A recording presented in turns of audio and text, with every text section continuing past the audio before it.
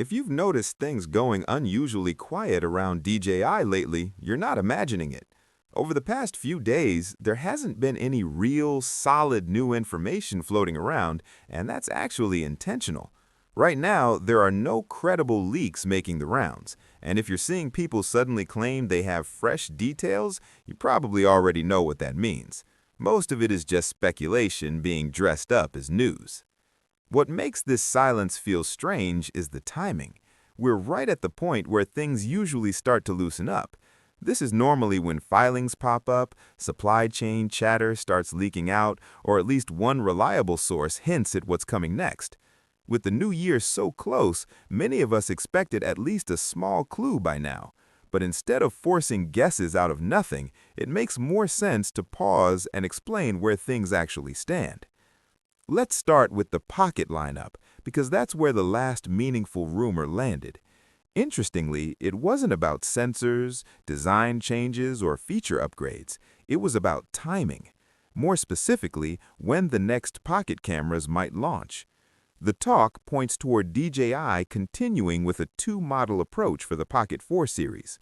One version would stay compact and approachable, aimed at everyday creators who want something simple and portable. The other would be a Pocket 4 Pro, designed for more advanced users, with stronger controls, extra flexibility, and features that wouldn't really fit on the standard model. This also helps explain why older leaks never quite lined up with each other. They weren't necessarily wrong, they were probably describing different versions of the same product family. When you look at it that way, the puzzle pieces make a lot more sense. As for launch timing, nothing about these rumors suggests DJI is rushing. If anything, it sounds very carefully planned. The standard Pocket 4 is still rumored to arrive around January 2026, while the Pocket 4 Pro could follow months later, possibly around May or June. A staggered release like that doesn't feel random. It feels like DJI deliberately spacing things out to manage production, marketing, and regional availability. Of course, none of this exists in a vacuum. We can't talk about DJI right now without mentioning the ongoing situation in the United States. Regulatory pressure and FCC-related issues don't just affect drones. Any DJI product that needs approval to be sold in the US faces added uncertainty. That doesn't mean launches won't happen, but it does mean release strategies may change. Some products could appear in certain regions first, others could be delayed, and some might roll out much more cautiously than before. That's a big reason why DJI seems so careful and quiet lately. Now let's talk about the Avata 360, because that's where things get interesting again. Recently, a listing briefly appeared on a Chinese social platform and was quickly taken down. Screenshots of that post started circulating, and they appeared to reveal pricing and some early specifications for the rumored Avata 360 drone. According to that leak, the base version of the drone could be priced around 2,988 yuan, which roughly translates to about $426. There were also bundled options mentioned, including one with DJI's RC2 controller and higher-end kits that add extra batteries, a charging hub, and either FPV goggles or a motion controller. If those numbers turn out to be accurate, the pricing is surprisingly aggressive.